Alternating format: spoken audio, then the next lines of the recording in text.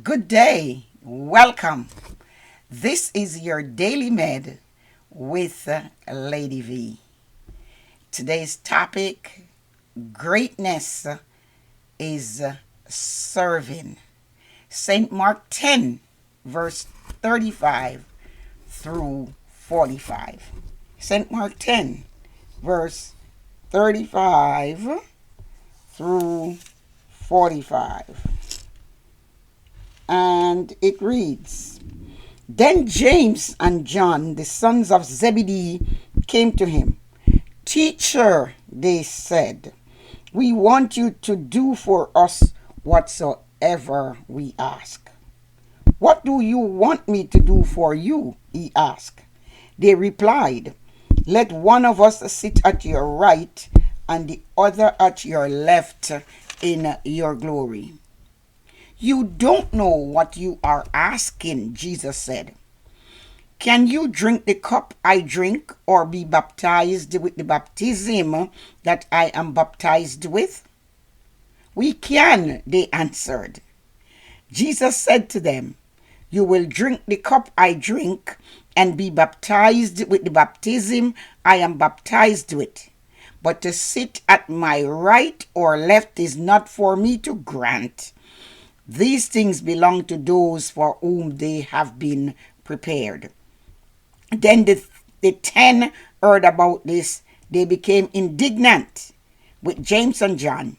Jesus called them together and said, You know that those who are regarded as rulers of the Gentiles lord it over them, and their high officials exercise authority over them. Not so with you. Instead, whoever wants to become great among you must be your servant, and whomever wants to be first must be slave of all. For even the Son of Man did not come to be served, but to serve, and to give his life a ransom for many. Today our concentration verse is verse 44 and 45. But we see from this passage, the passage describes the arrogant request of James and John to have positions of power and authority in the coming kingdom of Jesus Christ.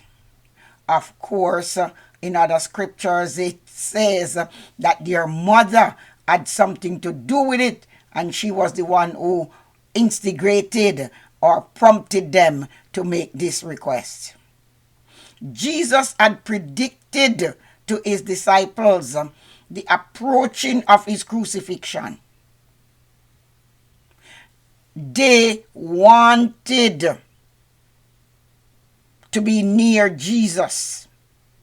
That is James and John. And that's a good thing, to wanting to be near Jesus. But their timing was so wrong, because they were not paying attention to what Jesus was saying, the suffering that he would have to go through. They were selfishly thinking that when he sets up the kingdom, one wants to be on the right and the other wants to be on the left. Not even taking into consideration that there were 10 other disciples. So Jesus knew all this, and he had to explain it to them. Yes, I am going to set up my kingdom, but to put you on the right or to put you on the left, can you suffer the way that I am going to suffer? Can you drink this cup of suffering? Can you share in my death? Certainly they say they could. But Jesus said, you will somehow, because persecutions and trials and martyrdom would become a way of life for the disciples. Jesus was trying to explain that only loyal subjects, those that are faithful, would be given a place. It was not for them. The place was appointed for whomsoever by God the Father. Let us remember that admission to the kingdom is only by grace through faith. Position in the kingdom will be by faithfulness to Christ. Leaders in the world sometimes become domineering, as the Bible says, and overpowering. But Jesus is saying not so with his children or his followers or his disciples. Greatness in Christ's kingdom is marked by service and sacrifice. The Bible says whoever desires to be first should become a slave, a worker to everyone else. Verse 45 and 44 clearly spells it out. The supreme sacrifice, which is our example, is the Son of God. He takes the form of a servant, not to man, but to God his Father, for us. So like him, we should serve. We see where Jesus made the ultimate sacrifice and he served while he was here on earth. Even washing his very disciples' feet. So for us, we must live a life according to the principles of the kingdom. We have to understand that we are powerless without God. God has the real power. So regardless of the position we take today, sometimes in leadership in the church, we have to recognize that even the very role that we play, we are in essence servants to God.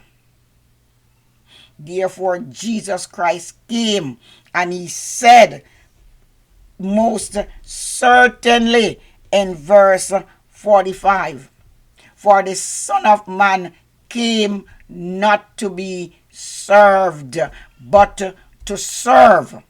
And that is to give his life a ransom for many. He ministered throughout his earthly life, preaching, teaching, healing, doing much sacrifice for his Father unto the people.